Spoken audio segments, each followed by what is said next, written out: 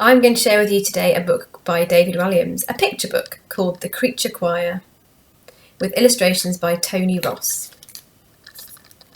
It's a nice, entertaining book. It says, hilarious picture book from the #1 best-selling David Walliams. So I'm sure you will enjoy it. The Creature Choir. It says, illustrated by the artistic genius Tony Ross. Warble was a walrus who loved to warble. She warbled on the ice, boom, boom, boom. She warbled underwater, boom, boom, boom. She warbled all day and all night. Warble's dream was to warble all over the world and maybe even one day take part in the Great Big Animal Talent Show. There was just one teeny weeny problem.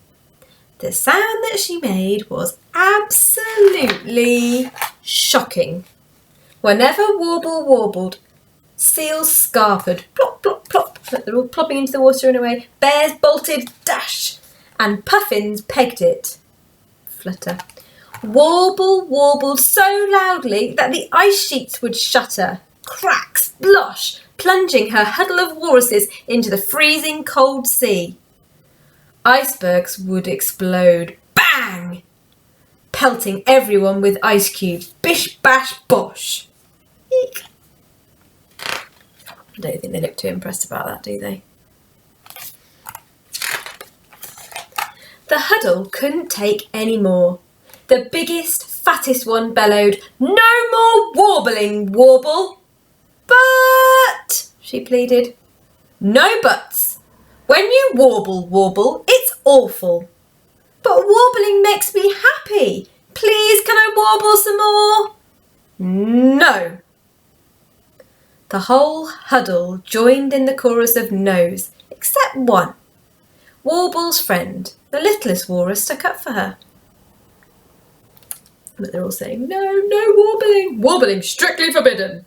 Warbling free zone. No, no, no." "But Warble loves to warble." "She loves to warble. Warble must warble." But not warbling made Warble sad. Warbling is what she loves best. One morning, the sun was shining, and Warble just couldn't help herself. Warble warbled like never before. Boom, boom, boom! Warble warbled so loudly she caused an avalanche. Look, the snow's all falling down. Whoosh! Everyone was buried in deep, deep snow. The avalanche was the final straw. That night, while Warble was warbling in her sleep, the huddle made their escape. "No one make a sound," hissed the biggest, fattest one. "Now follow me." "Where on earth are we going?" asked the littlest one. "As far away from Warble as we can. The Antarctic." "But..." "Son," I said, "follow me." They all tip-flippered across the ice, and one by one plopped into the water. Plop, plop, plop. The littlest one took a last look at his friend. "Never stop warbling, Warble," before disappearing off into the inky sea. When Warble woke up the next morning, she was all alone on the ice. "Hello?" she called out sorrowfully. "Is anyone there?" Silence.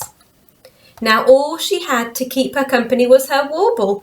So Warble warbled. Boom, boom, boom.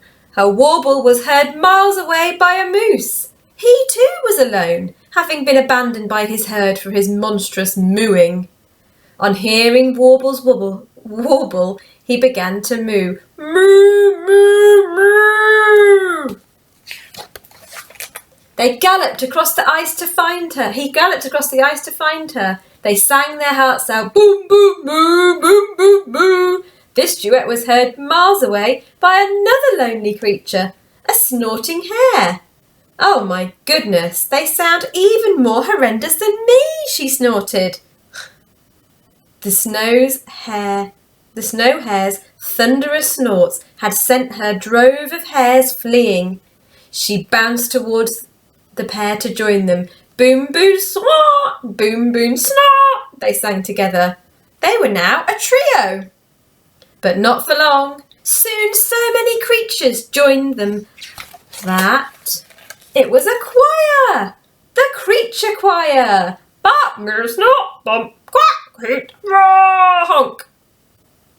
The sound the creature choir made was nothing short of atrocious.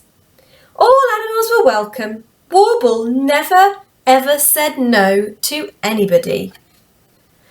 But their joy when they sang together was a thing of wonder. The smiles on their faces could light up the dark. Just as Warble had dreamed, her choir began performing all over the world. They sang in forests where they toppled tall trees. Doink! You can see that. They sang on mountaintops, triggering thunder and lightning. Kaboom! And they sang in deserts, starting sandstorms. Whoosh! Boom, moo, snort, bark. Still the choir grew bigger and bigger and bigger. The creature choir sang all around the world. Now Warble thought they were ready for the great big animal talent show. They only sang for the joy of it, not because they thought they were the best. They knew they were the worst.